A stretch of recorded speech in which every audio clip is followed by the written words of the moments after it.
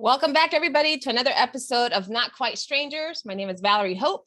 I'm a coach, I'm a speaker, and a podcast host. This is an opportunity that I have that I love, actually. I just don't have this opportunity. I love this opportunity to connect two people who do not know each other. In this case, we have two not quite strangers. And my hope is that this continues to build curiosity and connection, and also really interrupt how we interact with strangers. And these two wonderful strangers that I have today are people from my past and present, I guess.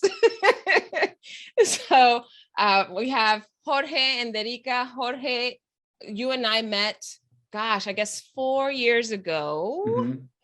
And it was through Toastmasters. We actually were a part of a Toastmasters club that you were president, and I was part of the mentoring group. And we just stayed connected. I don't think the club even exists.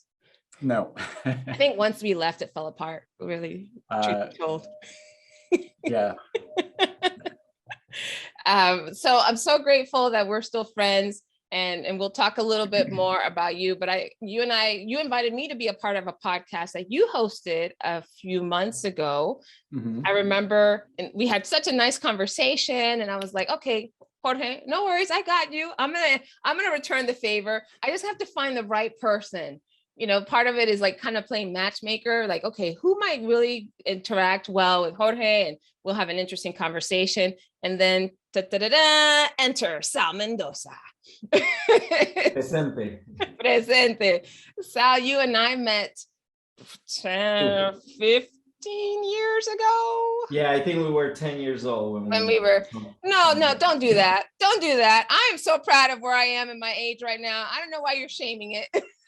We were not toddlers when we met. You were much older than me. Oh, okay. Thank you very much. I appreciate that. You're like my big brother. No, but Sal, you and I met because we both worked at Hyatt for many years, and we connected. Gosh, our Latin roots connected us back then, and we stayed connected throughout, mostly in social media. But just in the last few months, we've had several conversations. And then you told me you have an idea, a vision for creating your own podcast. And as we were talking about that, and we're talking about being Latinos in the States, and I was just like, oh, you're the one that I want Jorge to meet. And ta-da! We have a Latinos reunion on Not Quite Strangers. Welcome, guys. Thank you. Thank you. Thanks for the invitation. I appreciate it. And of course, as soon as you said it, I'm like, I'm in. Let's do it. I love meeting people. Ooh. Well, so why did you guys say yes? Why is it that meeting a stranger in public was something that you said yes to? I want to hear from both of you. It's just my natural tendency to some extent. Well, one is I have trust in you. I known you for quite some time, as you mentioned, and I have trust that as part of this process, right? I think that one of the key elements or the great things that we have seen in this new environment, and man, it's going to be next week, is 2 years since the world, at least the professional world, stopped of going into the office. And then this new virtual environment started. I'll jump at the chance of meeting people virtually, certainly in person. But I think more than anything, Valerie, when you were mentioning this to me and when you were explaining it and your excitement, is the trust that I have, that I know for sure this is going to be something that it will be a great experience. Yay. All right, Jorge, don't mess this up. I'm kidding. Thank you, Sal. Sal already said everything that I had in mind saying. I could hear it again. I can know that he and I are going to get along very well. We think pretty much along the same line. And Jorge, she's paying me too, so I'm going to say that. Oh, I didn't know that. I'm paying him in popcorn. I gotta tell you, I thought this would be fun. That was the main reason, and I think I was completely right about that. I'm having a lot of fun so far. So that was the main reason why I said except that I know you and it sounded like a lot of fun, and so I couldn't wait at the opportunity. All right, fun. All right, Sal, don't mess this up. Okay, it's fun. let me say this intentionally, by the way, Jorge. I didn't Google you. I didn't check anything because I wanted to stay honest and I wanted to stay true to Valerie's intent on this. And believe me, because it's a natural tendency, right? Let me go to LinkedIn. Let me go to Google. I have it. Let me just say it. I want to put that out there. Uh-oh, Jorge, you look guilty. Did you Google? Oh, no, I didn't either. I'm just glad he didn't Google me. Okay.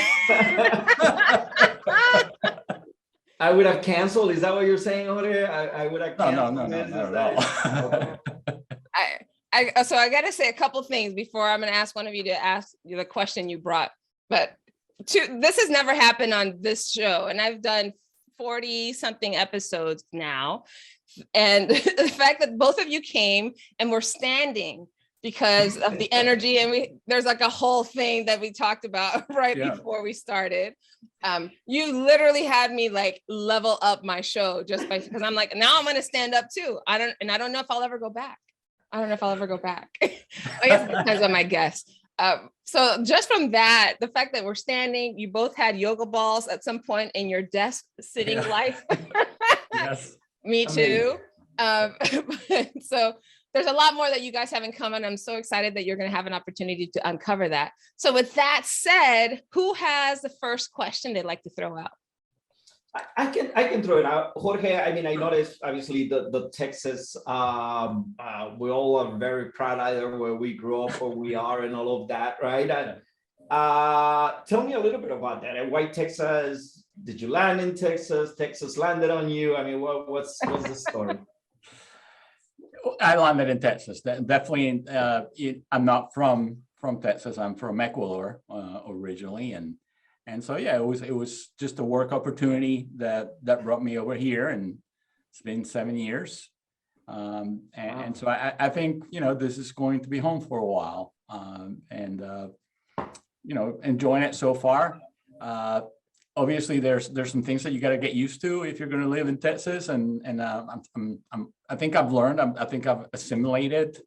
The driving, not so much, but but just the way people talk and a lot of the good things about the state from an opportunity standpoint is just a great state to be in, and people are warm and friendly, and so I enjoy that, and we have no plans of going anywhere anytime soon. Now, where in Texas, if I may ask? So I live in Dallas. Oh, in Dallas. Yeah. Oh, man. We already have something in common. I think I mentioned to Valerie, 2 of my brothers live in Dallas, actually, in the Fort Worth area. My younger brothers live there.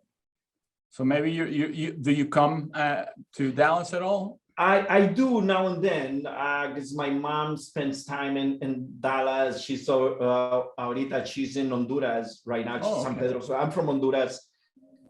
She's in San Pedro Sulas, but she spends time in Dallas with my brothers, like a few months. So now and then I may go visit. I have a brother who is in Chicago as well, and then I'm in New York now. So.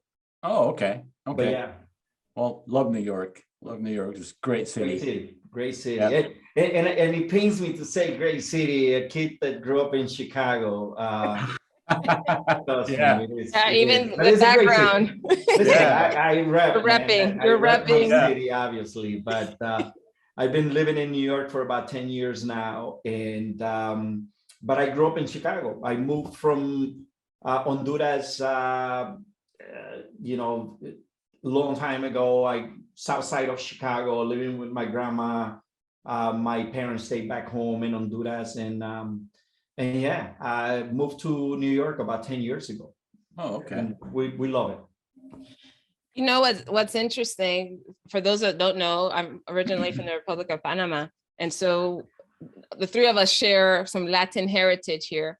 And I was like, oye, ¿por qué no estamos hablando en español? Like, why are we doing this in English? Yeah. We could, because we're in Spanglish, right? Spanglish. I speak that a lot. Yeah. Yeah. So I just want to welcome all languages to this opportunity, if you like. And what I also thought was interesting is the two of you, the work environment is something that you both share. You're very passionate and dedicated and committed to work. And so at some point, I also want to ask a little bit more about how immigrating to this country, how that impacted your vision for yourself and your career, or perhaps the direction which you chose. Jorge, you already mentioned that you chose the work kind of was what brought you to Texas. I don't know if is Texas the first state that you came to? No. I've been here twice, but no, I when I migrated from Ecuador, I went to Louisiana first to New Orleans. Okay, got it. But we noticed that Louisiana is not on the wall behind you, so. Yeah, no. Yeah. Yeah, you did notice how I pronounced New Orleans, right? Nolans. I just think it's so interesting that both of you have very, like the backgrounds are representing some element of some pride of where you live or where you've lived or where you're from or whatever. What is that about? I know. I have a little Panama thing here too. So look at that. Yeah. Listen, I remember it is funny because I think inherently, right? At least I can speak for myself. Inherently, if we are somewhere separated, either from where we grew up, where we're from, and so on and so forth, inherently we wanna be attached to those things because it's a sense of home. Now working from home, I spend pretty much most of my time in this room. And it is, what I found is several things. Number one is people oftentimes say, oh man, that's pretty cool, your background, that thing in the bag. They don't recognize the city. But if you grew up in Chicago, right away, there's a connection to it, right? So it's a point of conversation. But I remember back in the day when I grew up, when I came here to live with my grandmother, typical, of course, la picture de Jesus tenía que estar on the wall. She had a picture of Jesus on the wall. And at the time, believe it or not, she had a picture of Ronald Reagan on the wall.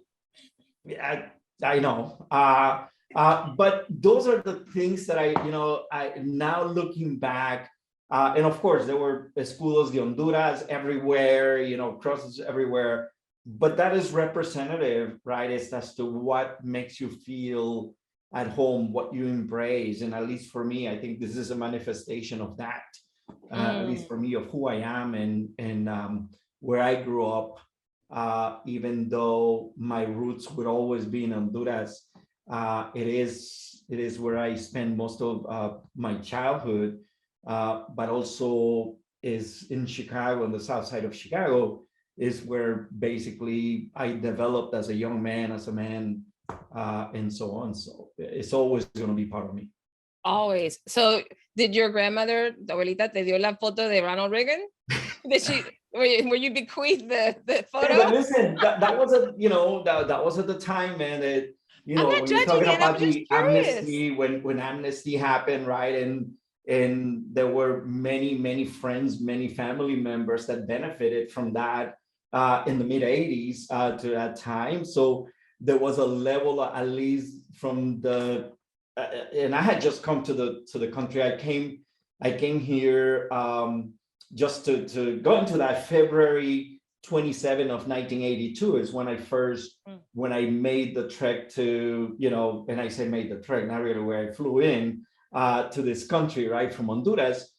And it was around that time, basically spending time outside of Chicago. So yeah, so mi abuelita, of course, had that, but it was basically where I can say, at least in the Latino community back in the day, around that time, and because of those actions, it was a very popular person, at least in the Latino community.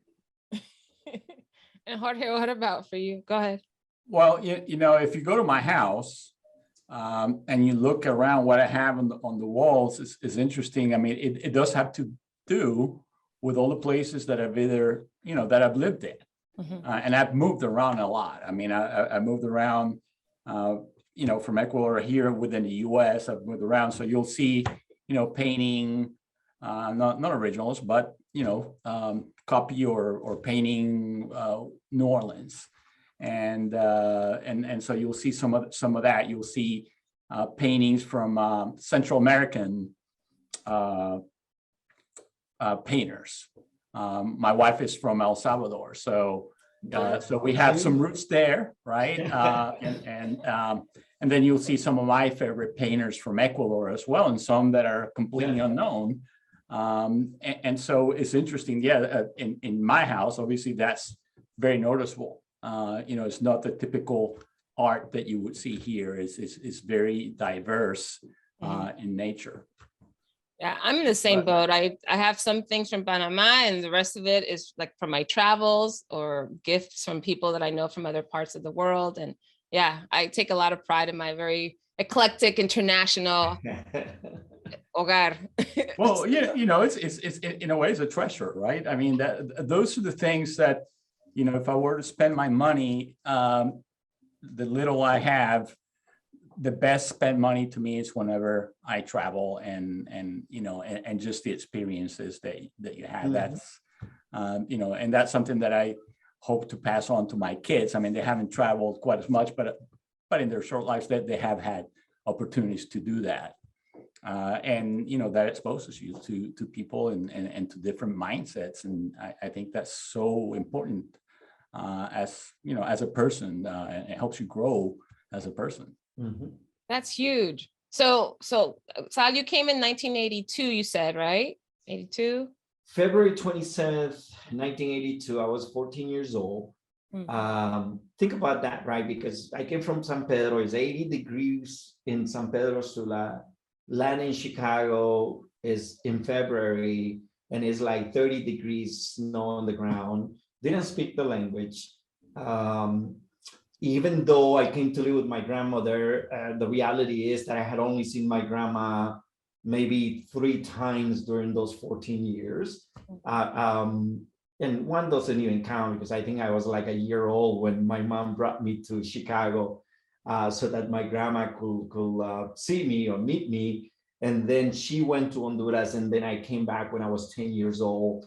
And then I came to live with her at 14. So yeah, I mean, talking about a culture shock in the environment. And I always say that, what I do in life, what I do in my role, everything is, the foundation is based on that. Because as somebody who came in, again, not speaking the language, leaving all my friends, coming into a new environment, I have is the essence of inclusion, the essence of making people feel welcome, still staying genuine and still staying authentic who I am. I think that I always say that basically cemented for me the foundation of what I've done, not only personally, but professionally as well. Oh, that's huge. And, I'm curious, and Jorge, I'm going to ask you the same question, but I think part of this journey, I came to the States when I was 9 in the 80s as well. That's why I told you he's much older than me. So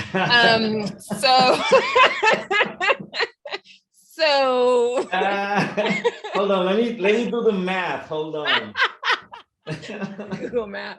But it was interesting because my dad joined the U.S. military, which is how we ended up moving to the States. So my experience was a little different in that when we're living in military environment, a lot of people have traveled to many places. So it wasn't unusual to have someone from another country. The difference for me is I didn't know any English until it took me about a year and a half or so to actually learn it. So I was in like special English classes. We didn't even have ESL back then, right? There was no English as second language or any other, non-native courses around English. And so there were teachers who took time to sit with me and actually work on vocabulary. And that was really hard because I was a really proficient reader. Well, I was like 3rd grade or something like that, I think 3rd or 4th grade at the time. Wow. And it was really hard to start from scratch. Like I knew my multiplication table. I knew a lot of things that once the switch was made to English became much more difficult. And I think that transition was tough. And my younger brothers were 4. My 2 younger twin brothers were 4. My older brother was 10. And so all of us were kind of in that same boat. But here's the thing. I'm curious about Spanish because my parents decided they didn't want us to speak Spanish at home for fear that it would impact how much more, retrasado we would be even in school, that how much it would hold us back. And so they were bilingual, so they spoke to us in English, but we didn't have any other Spanish speaking kids around. And so that had an impact on our Spanish. And I didn't really start regaining a vocabulary in Spanish until I was in like high school, college, actually. So I'm curious about you guys, and Jorge, we'll start with you, but what was it like coming to this? At what age did you come? And then also what do you remember from making that transition from Ecuador to the States? So it's interesting that I came twice. So I came to the States when I was in high school, and that was in 79, 80, and he's much older. Yeah, and I was 15, so I'm the oldest of the three. I already did the math. Yes. You didn't have to Google it. You have to Google it. Yes. Okay. So when I came, I already spoke a little bit of English. But when you go to the South, you have to kind of relearn a little bit. Just the way things are pronounced, it's not exactly what I was used to.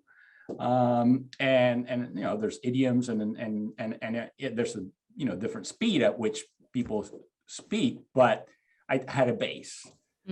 So it wasn't completely foreign to me. I had already been exposed to English a little bit, and obviously I had traveled to the US before I actually came to high school. So yeah, my experience was a little bit different. And then, I went back after college and came back as a professional.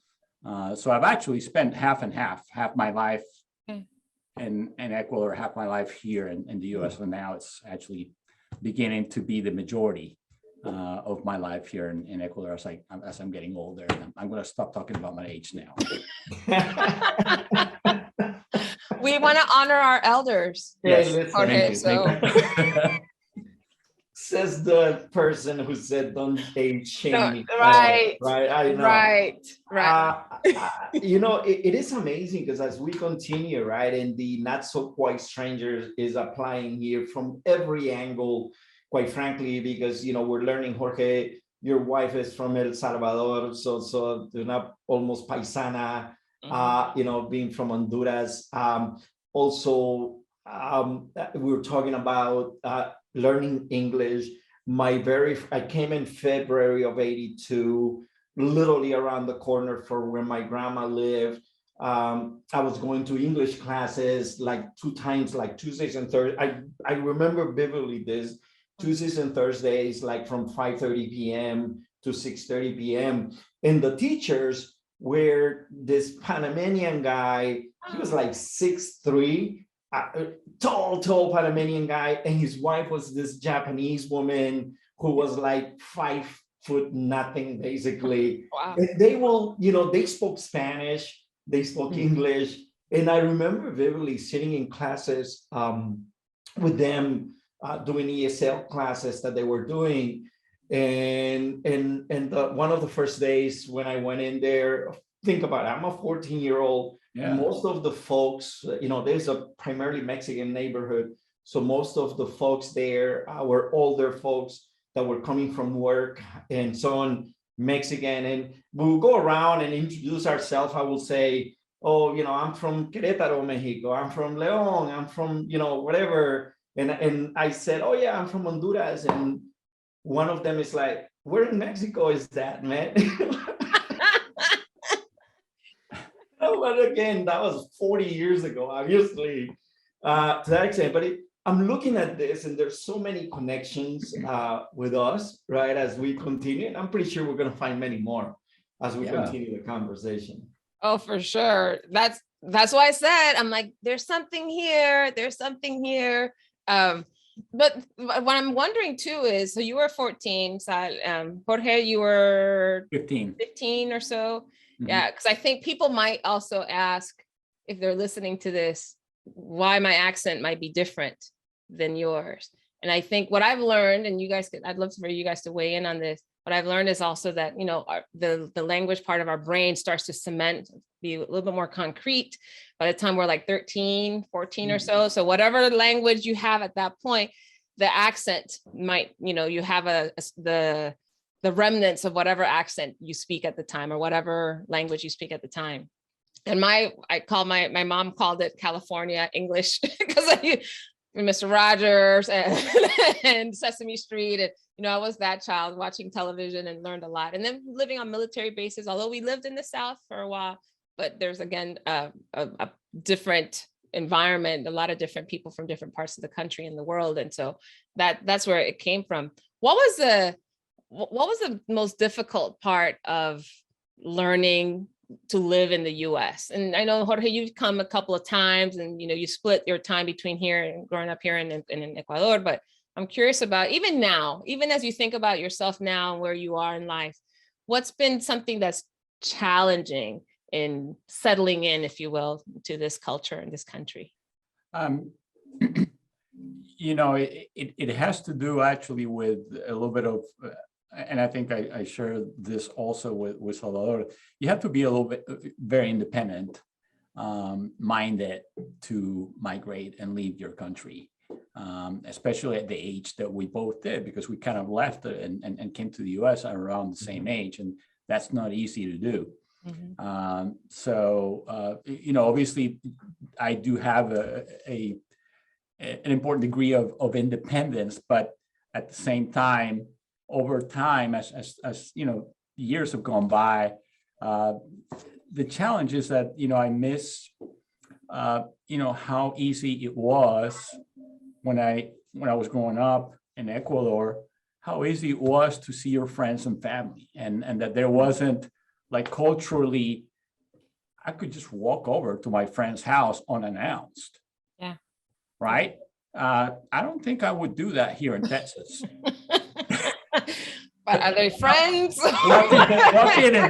Walking in the door unannounced in Texas can get you killed. So, so true. That could happen. So true. Yeah. So I'm just kidding, but I mean, you know, that's a big difference. I mean, it's just, you know, another protocol, if you will. The connection, yeah. So that aspect, you know, it's just how, you know, how easy it was to see your friends and family, and the circle that you had. You knew everybody. Like, I could, you know, I remember going and I mean, if I was on the plane, oh yeah, I know that so and so, and if I met somebody, I could kind of make the connections right away, and so that was easy. And obviously here, the U.S. is just, you know, it's a big place, and so those connections are tough, and I feel it now, especially because I have teenage kids, and you know, it's tough for us when we say, so who are you going out with? And what's their name? And we're trying to kind of, you know, mentally kind of figure out, okay, who are their parents? And you just can't do that. Yeah. And that was something that obviously when we grew up, you know, my parents knew exactly who I was going out with. They knew the family. The database was up to date. And now it's like it was in real time. Yeah, it was a real time database, and that's very different here. That's fascinating. So what about you? Yeah. You know, certainly language, you know, to your point, at 14, the frustration with language. Although I must say, I was a Gilligan's Island, I Dream of Jeannie. That was my English classes. Basically, that's how I learned English, I will say. But yeah, I mean, language, even to this day, right? I mean, there are certain words that even to this day that I have to think in Spanish first and then say them out in English. So that has always been a challenge. It'll continue to be. I mean, at some point in time, the awareness of my accent played a role on my professional life, and it was for a little bit, and then I'm like, oh, screw it. I will always have. I'm always going to have an accent. It is what it is, and you continue on. Other than that, I think yes, having my family primarily mom and dad, to Jorge's point of coming in here, living with my grandma and with my tío, it was a little bit different because, you know, when you live with your parents, even when you're living with other relatives, a world away, you know, at the time, there was no internet, no social media, no phones. You know, I remember it was a special occasion that I will pick up the phone and call my mom because it was like $1 a minute. You know, something like some crazy. I remember those days. Crazy, right? So that to me, looking back, was the challenging aspect of it. But you know, but at the same time, it was a blessing, right? Because by the way, my dad was in the military in Honduras, también, so we have that in common.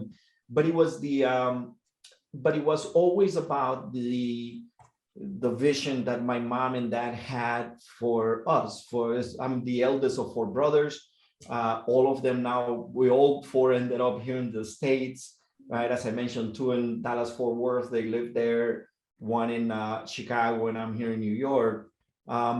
So when I look back, absolutely it was a challenge, but I look at that blessings in terms of the vision that my parents had to say, we want you to go there, we want you to learn the language, we want you to educate yourself. Of course, their vision was that I will go back to Honduras. Obviously, it didn't happen. This is, you know, I love this idea of the vision our families had, because I could say that my dad was the 3rd oldest of 9, and most of them immigrated to the States before he did. He was actually married at the time, and he decided, you know, I'm just going to hang out and work here. He was working in the Canal Zone. And then when he had the opportunity to get his green card, because his mother had relocated here and his siblings were here, he's like, okay, maybe the Army is the way to go. And that will give me some opportunities. I'm so grateful that he did that, because, you know, Jorge, you mentioned there's a sense of independence that one must have already, some autonomy from, you know, to take a risk like that. I think both my parents did. My mother was a school teacher for years and years, trained in Panama. And when we came to the States, she would have had to get a master's degree, right? But she studied in Panama to be a teacher in this Institute for Teachers, and was a teacher for like 20 years. And then she was like, oh no, I'm not gonna go get a math. What? Spend another however many years in school just to teach. And then we were moving around every few years, so that also made it even more difficult. So she was like, I'm just gonna hustle and find my way whenever I can. So she's always found something in education or working with young people. That entrepreneurial spirit, I think, is what's coming up, right? That independent entrepreneurial, we gotta make a way with sometimes very little resources, and with a different relationship and connections to where we are. So that's the thing, that the reflection that comes up for me from what y'all have shared. Jorge, I'm curious, what question do you have for Sal? So I'm going to break a little bit on the conversation, because I did look at the questions, and to me, I love the movies, and so when I look at that one, I say, well, that's a question that I'd love to hear you guys tell me. What's your favorite movie? Oh my God! Look, I have not only movies but shows, right? I'm fortunate that I always been a fan of NBC. So and believe me, I'll be a little bit biased. Obviously, I work for the company, but I've been a fan of NBC. All right.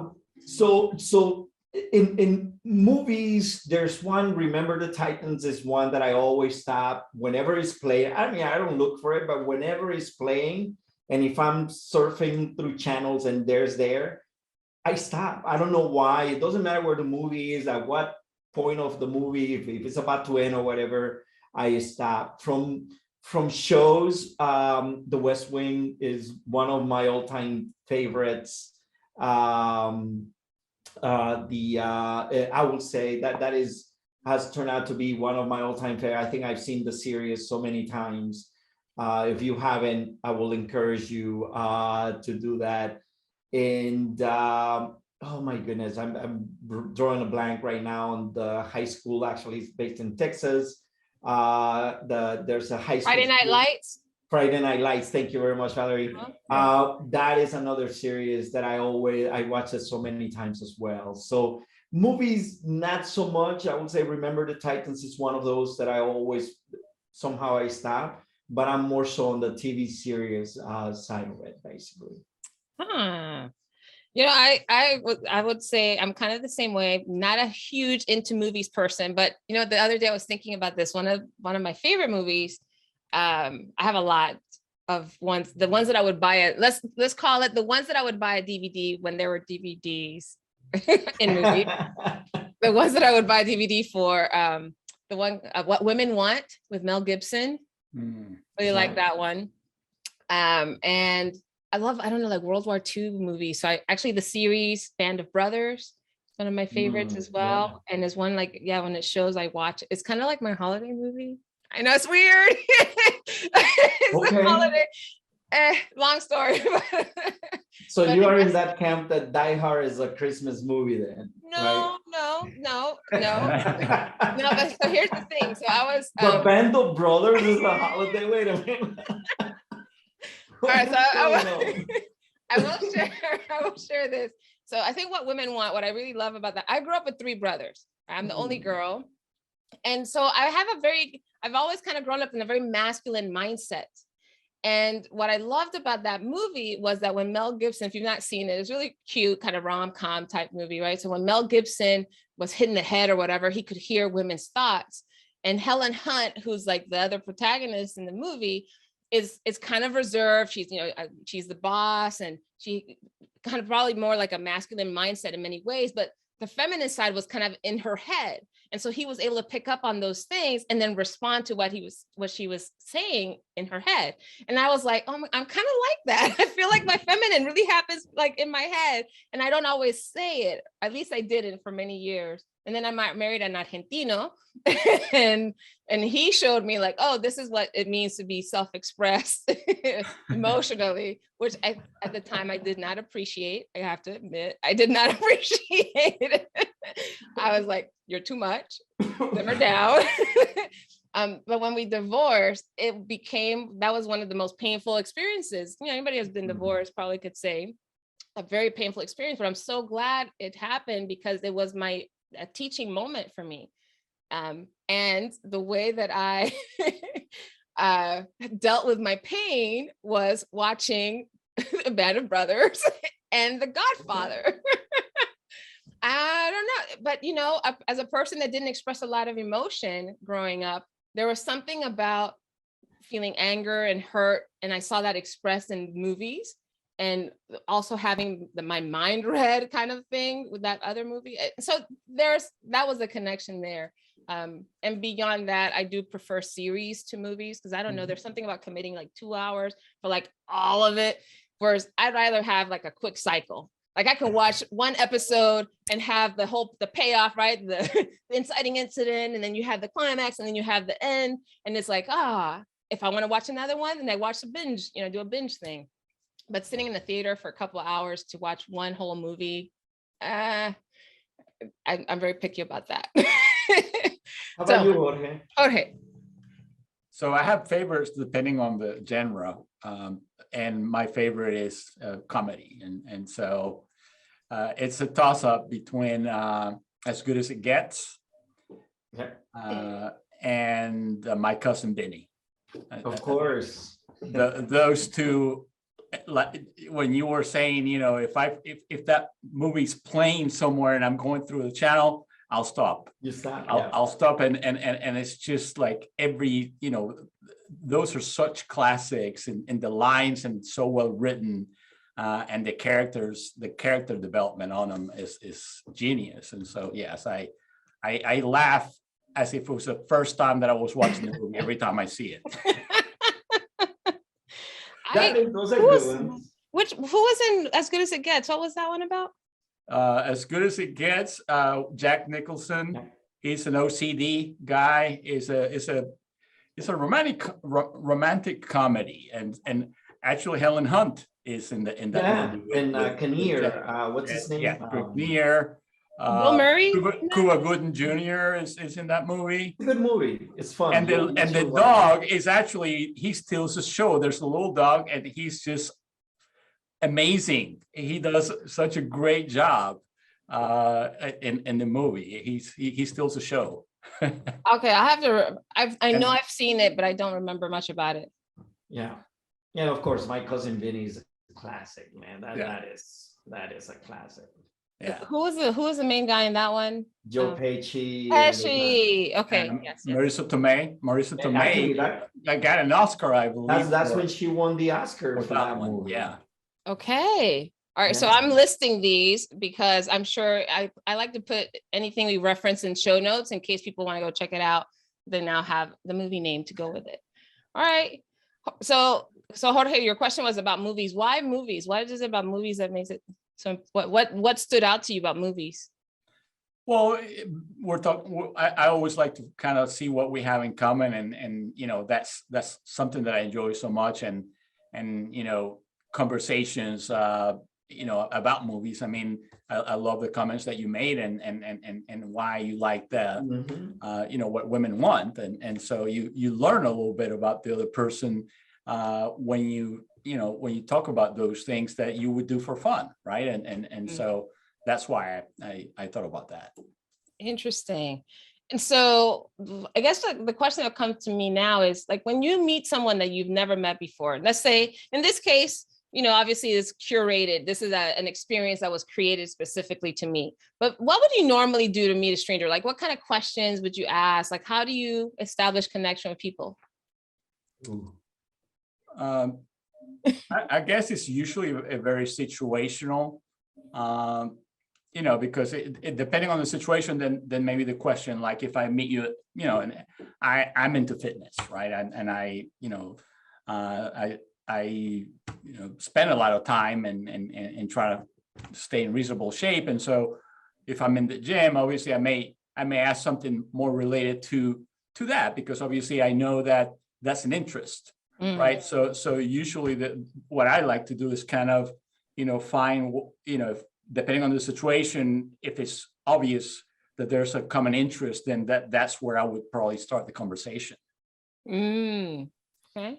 Yeah, you know, I guess it is in the same manner, but I think for me, more than anything, quite frankly, and perhaps it is who I am. I typically, it's not that I get too personal, but rather oftentimes our personal questions around, you know, where you're from. That's why my first question, right? My first instinct is looking at people, learning more about people from where they're from, where they grew up, because that tells me a lot from that perspective. So it is always questions around that environment. You know, I share right away where I grew up, where I'm from, because I think that there are commonalities that you find in people that either they spend time there, they know somebody there, and then oftentimes then the conversations evolve from there. And often, and what I found, at least for me, personal, if somebody says, "Hey, where did you grow up?" right, or where are you from? And it's not the "where are you really from" question sort of deal, but is the "where are you from? Where do you grow up?" What I find is that then the conversation evolves from there, and people's guards are a little bit down once you are in that environment, basically. And then you go for the kill. And then you go. And then you're like, "What's your sign?" Wait, what? What's your sign? I have no idea. Clearly. Yeah. No. So I'm curious now, as you all have had this, we've had this experience and been chatting for now some time. What I want to use, Jorge, since you asked about movies because it tells you about people, right? And you Sal asked about, you know, where people are from, and that tells you about people. So I'm curious, what are you getting? Like if you had to describe each other to another stranger, or even your spouse, you know, after this is done and you have to say what you did, who you met, what would you say about each other? So go ahead, Sal. I'll say, hey, guess what? The dude that I was having a conversation from lives in Dallas, where Gerardo and Alejandro live, right? And there's a connection to it. His wife is in Salvador, una paisana, casi sort of deal. I think that those are the things that I will say, because they're commonalities, or at least I see those threads of commonalities, even though they don't match 100%. That's what I would say, that we have many things in common along those lines. Cool. So I would say, hey, you know, I got to meet somebody from Honduras, and they said that the pupusas are from Honduras and not from El Salvador. You really don't. We're gonna start battling. What's going on here? We're gonna start a battle. Talk about band of brothers. And she's gonna say, well, I can tell I don't like that guy. That's exactly what You set him up. that's exactly what she's gonna say. Well, yeah, it's always, she's got a great sense of humor, and so that's why I would lead with that, because she's, you know, she would just get a kick out of it. And, she will give you the side eye, or I mean, yeah, I mean, she's never not kidding, right? I mean, it's rare that she's not kidding. So now you have a little something you I can love it. contribute. And what are you taking away from this interaction? You know, you could describe each other, but I'm curious, what's been the experience now, and how would you talk about this experience of being on a podcast with a stranger with others?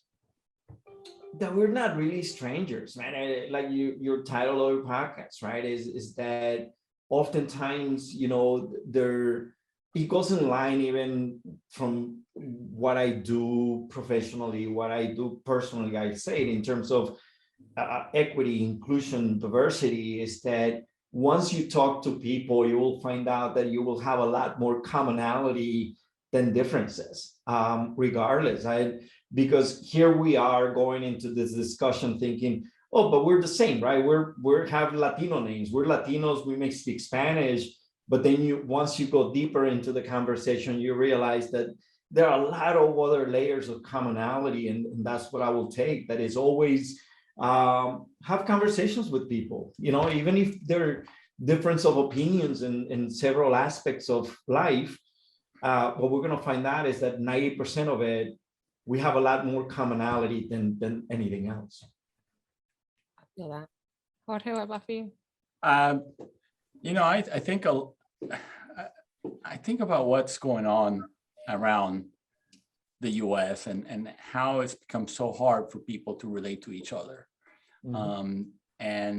You know, and just so many polarizing things, and it's just a refreshing experience just to kind of get back to the basics, right? When did we stop you know, valuing other people and valuing the diversity and valuing the fact that we're different, right? And there's nothing wrong with that. Quite the opposite. We all become richer when we, you know, when we can meet others and get other perspectives. And, you know, sometimes a person that doesn't agree with you isn't your enemy. Maybe you should listen more, right? And so kind of just listening, and if we, you know, that is just something that I think we need to bring back. We need to get it back. So it sounds like you guys have extended a challenge to our listeners. Right? One is to find the threads of commonality by going below the surface, and to listen more and to appreciate differences and diversity. Mm-hmm. And be intentional about it, right? Because that thing doesn't come out by happenstance. It's just, for a lot of people, it's harder than others. Mm-hmm. So oftentimes we have to be intentional. You're being intentional in introducing people that are strangers in a way, but I think that we as individuals have to be intentional in the way that we search for that. And that's what I would say to the folks listening to this. Be intentional, you know, be unapologetic, be authentic, and do it. And I always think that it's like muscle memory. The more you practice it, the more you do it, then it becomes, you know, seamless. It becomes part of who you are, and it becomes easier also. Oh, it totally does. You know, I don't know if you know this about me, but I was offered when I went to college for public relations and Spanish. Those were my majors. And I was offered a job when I went to an interview for the Homeland Security. At the time, it wasn't called that. It was CIS, you know, immigration and what was it? Customs, something probably. Customs and Immigration Service. And I had an interview with these agents, and I just ended up asking a lot of questions, I guess. I don't even remember what it was about it, but they offered me a job as a criminal investigator. And I was like, what? No, I would never want to work in law enforcement. But part of it is the muscle memory I have of just being curious and asking people questions and listening carefully. And so I think what you said is not only intentional in asking questions and connecting with people, but also, Jorge, to your point, listening with nothing else in mind other than to understand or enjoy. And the two of you both came in with a purpose, right? You both mentioned intention. You wanted to have fun, the adventure of connecting with somebody different. And I'm curious about, on a scale from 1 to 10, how did we do? 1 being 10 being 12. Whoa. 12. 12. Listen, I'll concur with that. I think that it's just right from the get-go, right from when we clicked and we appeared on this, there's a natural connection. Obviously, Jorge, whenever you're in New York, please reach out. I will do the same. I know I have a trip to the Dallas area soon, and I would love to connect and break bread or have drinks. Pupusas. Pupusas, variadas, we can do variadas. Can I come well. too? Am I invited to this pupusa? I don't know, Valerie. We'll see. We will see. Of course you are. Come on.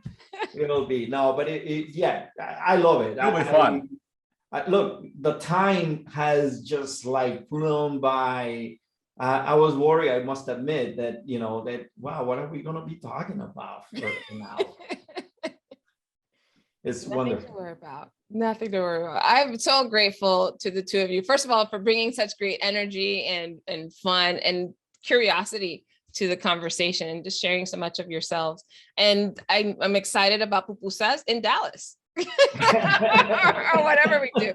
There we go. I think we're eating at Jorge's house. Did I hear that right? I'm in. Let's do it. That's what I heard too. That's it's on tape. Open invitation, though. We'll have to go buy the pupusas and bring them in. Oh, okay. Because, El Salvador and pupusas are not the same. Yeah. Love it. Any final words, gentlemen, before we log off for the day? Well, just thank you again, Valerie. This has been a lot of fun. It really, I'm not kidding when I said 12.